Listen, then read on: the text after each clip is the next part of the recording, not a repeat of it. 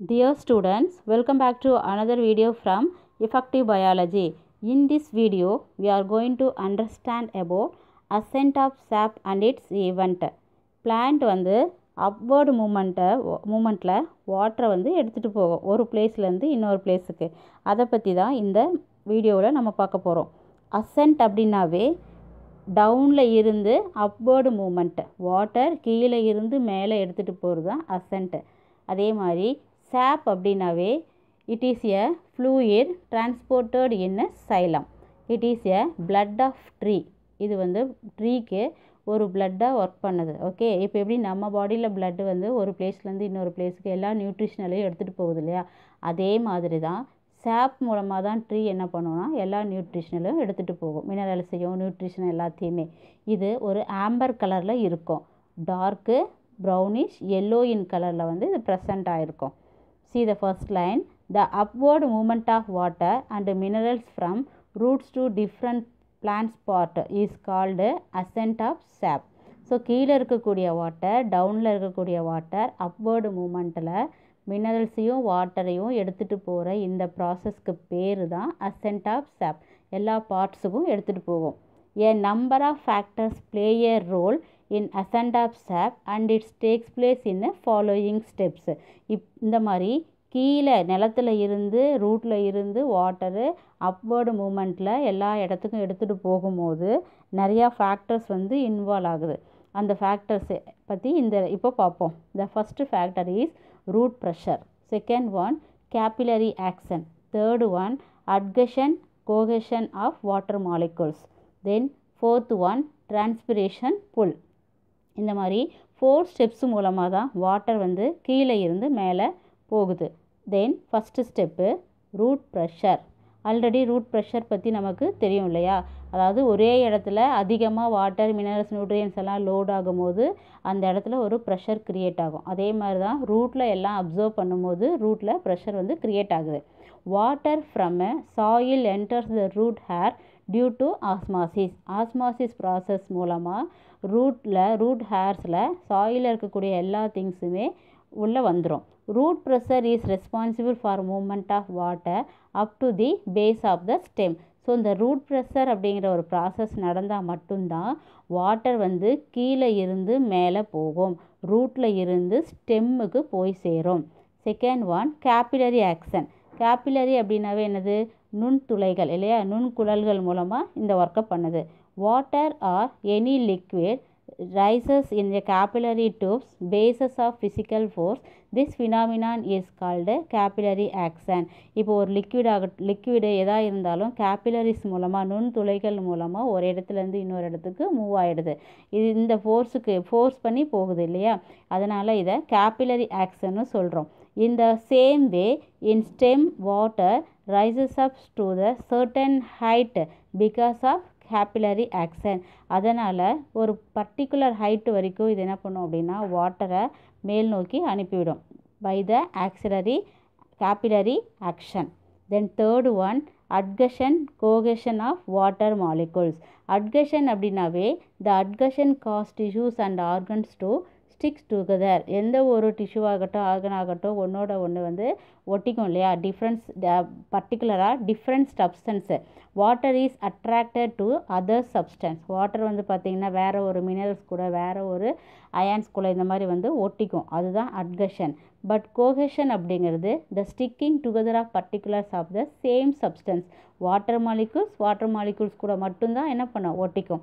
இதை சிம்பிளாக நான் உங்களுக்கு புரிகிற மாதிரி சொல்லணும் அப்படின்னா, அட்கஷன் அப்படின்னா ஸ்டூடெண்ட்ஸ் அப்படிங்கிறது ஒரு குரூப் இல்லையா, டீச்சர்ஸ் அப்படிங்கிறது வேறு ஒரு குரூப். அப்போது ஸ்டூடெண்ட்டும் டீச்சர்ஸும் ஒட்டுதல் மூலமாக பழகிறது. தென் கோஹெஷன் அப்படின்னா ஸ்டூடெண்ட்ஸும் மட்டும் பழகிறது, ஒட்டிக்கிறது. ஸ்டூடெண்ட்ஸ் கூட மட்டும் நல்லா க்ளோஸில் பழகிறது. சரியா? See the adhesion cohesion of water molecules. Water molecules form a continuous column in the xylem because the force of adhesion and cohesion among the molecules.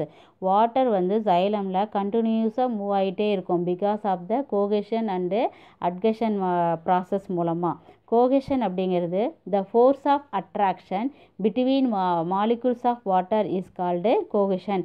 ரெண்டு வாட்டர் மாலிகுல்ஸ்குள்ளே அட்ராக்ஷன் இருந்தது அப்படின்னா அது cohesion. Adhesion the force of attraction between molecules of different substance is called adhesion. அது மாலிகுலும் மினரல்ஸாகவும் இருக்கலாம். Okay, water molecule sticks to a xylem because of force of adhesion. தென்னு transpiration pull. Transpiration புல்லுனாவே என்னது, நம்ம ஆல்ரெடி பார்த்துருக்கோம் இல்லையா. இப்போ இந்த மீசோஃபில் செல்லில் வந்து டிரான்ஸ்பிரேஷன் மூலமாக எல்லா வாட்டரும் எவாப்ரேட் ஆனது அப்புறம் என்னாகும் அப்படின்னா அந்த இடத்துல ஒரு வேக்கம், ஒரு வெற்றிடம் வந்து க்ரியேட் ஆகும். அப்போது ஆட்டோமேட்டிக்காக சைலத்தில் இருக்கக்கூடிய வாட்டரு டிரான்ஸ்பிரேஷன் புல் மூலமாக மீசோஃபிலுக்கு வந்து சேர்ந்துடும் இல்லை, ஒரு ஃபோர்ஸ் மூலமாக. During transpiration pull the force of pulling is produced inside the xylem tissue. This force helps in the upward movement of the water into the xylem vessels. இந்த ஃபோர்ஸ் மூலமாக சைலத்தில் இருக்கக்கூடிய எல்லா வாட்டரும் வேறு இடத்துக்கு வந்து போய் சேர்ந்துடும் இல்லையா. இதுதான் டிரான்ஸ்பிரேஷன் புல்லுன்னு சொல்லுவோம். See now, transpiration through stomata creates vacuum which create a suction called transpiration pull. The transpiration pull sucks the water column from the xylem tubes and thus water is able to rise to create height even in the tallest plant. இந்த மாதிரி ஒரு force வந்து சைலமில் இருக்கும்போது தான் சின்ன செடியாக இருந்தாலும் சரி, டாலஸ்ட்டாக இருந்தாலும் ஸ்மாலஸ்ட்டாக இருந்தாலும் வாட்டர் வந்து அப்வர்டு மூமெண்ட்டில் உடனே போய் சேருது தேவைப்படக்கூடிய பிளேஸுக்கு. இதுதான் transpiration pull. Next see the more to know, guttation is very very important. Dews are water droplets on the leaves of grass seen in the early morning. இப்போ ஏர்லி மார்னிங் போனோம் அப்படின்னா லீவ்ஸ்லாம் பார்த்தீங்கன்னா அந்த ட்ராப்லெட்ஸ் பார்த்துருப்போம். அந்த கிராஸோட நுனியில், புல்லோட நுனியில் ஒரு சொட்டு அப்படியே வந்துட்டு ட்ராப்லெட்ஸ் இருக்கிறத நம்ம பார்த்துருக்கோம். When the climate is humid and excess of water is present in the plant. இப்போ ஹுமிட் அப்படின்னாவே என்னது, ஈரப்பதம் இல்லையா. இந்த ஈரப்பதமாக இருக்கும்போது எக்ஸஸாக இருக்கக்கூடிய வாட்டர் வந்து அந்த பிளான்ட்டில் அப்படியே ப்ரெசண்ட் ஆகிருக்கும். The excess water is exuded in the form of liquid. அந்த எக்ஸ்ட்ரா இருக்கக்கூடிய வாட்டர் தான் என்னாகும் அப்படின்னா வெளியில் ஒரு சொட்டாக வந்து வரும். This is due to root pressure. இது இந்த ரூட் ப்ரெஷர் அங்கே நடக்கிறதுனால தான் இந்த எக்ஸ்ட்ரா இருக்கக்கூடிய வாட்டர் வெளியே வருது.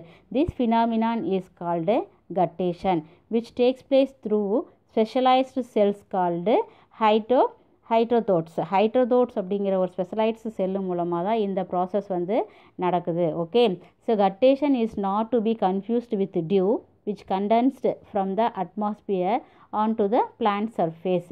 இங்கே பார்த்தீங்கன்னா டிரான்ஸ்பிரேஷனில் பார்த்தோம்னா வாட்டர் வந்து வேப்பராக மாறும்.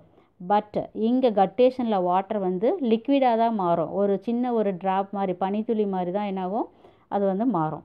ஓகே, டிஃப்ரென்ஸ் நல்லா தெரிஞ்சுக்கோங்க கட்டேஷனுக்கும் டிரான்ஸ்பிரேஷனுக்கும். That's it with the lesson today. Thanks for வாட்சிங். Kindly like, share and subscribe our channel to get the upcoming videos. Have a fabulous day.